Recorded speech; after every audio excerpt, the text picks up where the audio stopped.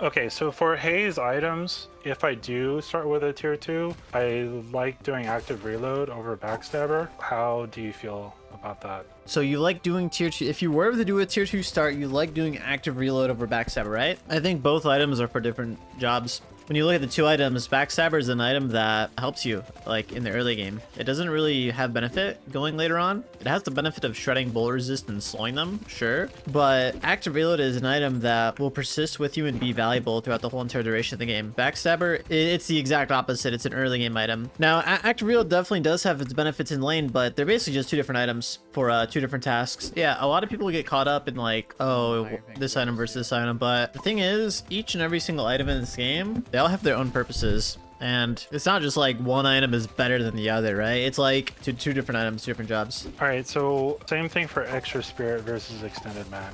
I know people like extra spirit because it helps your sleep dagger damage, it helps your fixation damage, gives you ammo, does all three of those things.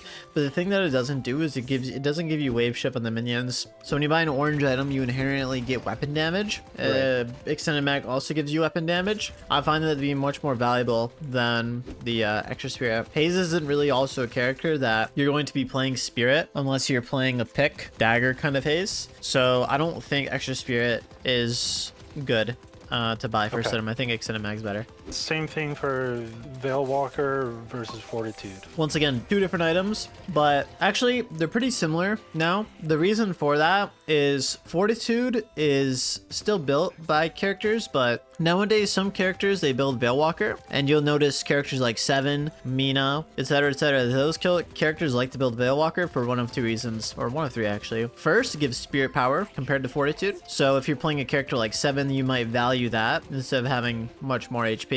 Veil Walker, you get the best of both worlds. Fortitude, you only get exclusive HP, right? Second point is the flat heal. Mina will build Veil Walker over Fortitude because of that. She will heal much slower because of her low max base health. So she will build a Veil Walker, right? There's one more point as well I'd like to bring up. It's with the invisibility. Characters will build Veil Walker for a completely different reason than they'd build Fortitude, for ganking purposes. So you'll see Minas do that as well. They will build the Veil Walker to gank and to play that kind of assassin kind of role. So for Haze, if I compare all three of those things, I don't think Haze needs Spear Power. I don't think Haze needs Invis as it's already in her kit, but it is a nice benefit. Right. I would say the only world where you would build Veil Walker over Fortitude is if you value the spirit power or you plan to play Genki. I think the Fortitude is way better for Haze in my opinion. I think Sharpshooter is always bad. I mean, you know, it's hard to say always, but at first I thought Sharpshooter was pretty good later on, but I don't think it's good because of the lack of the move speed. What are your thoughts about Sharpshooter? Well, a lot of characters nowadays, they build items like Fleet Foot, and they build items like Fortitude that inherently make them quick. You'll see some characters, they will even build Enduring Speed. So some characters and the way they build have the luxury to go Sharpshooter. You are correct, it is an item that isn't oftentimes bought, but as this game develops and more people get better at it, there will be more people building that item, and there will be more people utilizing that item. It's not good in an MM fashion because you need frontline to play for that item. If you're playing Haze and you're full souls and you're carrying, you're probably going to want to face tank people. Sharpshooter kind of inherently like goes against that, you know what I mean? Because you're supposed to play far away. So that's an item that, in my opinion, would work much better if you're playing a character that is like meant to actually be far away from the opponents, like Vindicta or Grey Talon, or you're playing in a coordinated environment with like a team.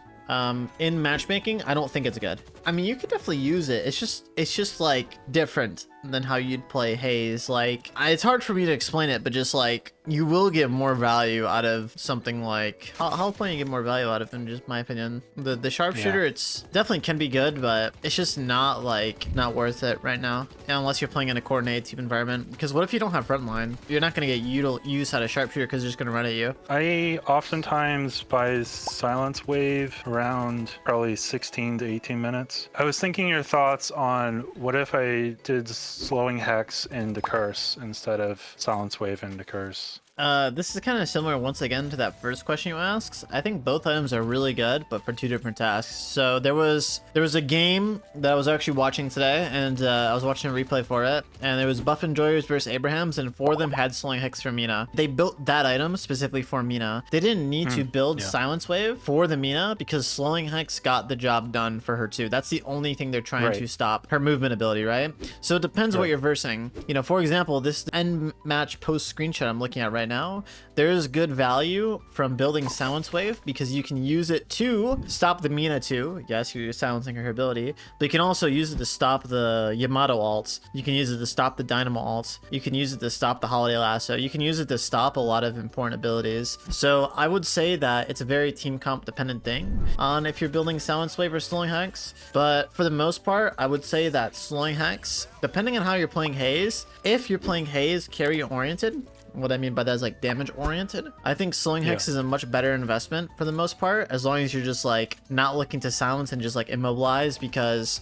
it's cheaper. Silence Wave should only be bought if there's a critical ability you're trying to stop on the enemy team, or you need it to do something, or you're playing pick. Like for example, this Yamato on the enemy team, you buying Silence Wave this game to deal with the Yamato and the Dynamo are completely valid. How soon is it too greedy to buy cultist? Usually what a lot of players do is they don't, when I look at a lot of builds are timed around buying cultists at 8 minutes, and the reason for that is that that's when the large camps spawn. So I would say that there probably isn't ever a reason to purchase cultist before the 8-minute spawn. I would say that you want to time your purchase of that item around 8 minutes.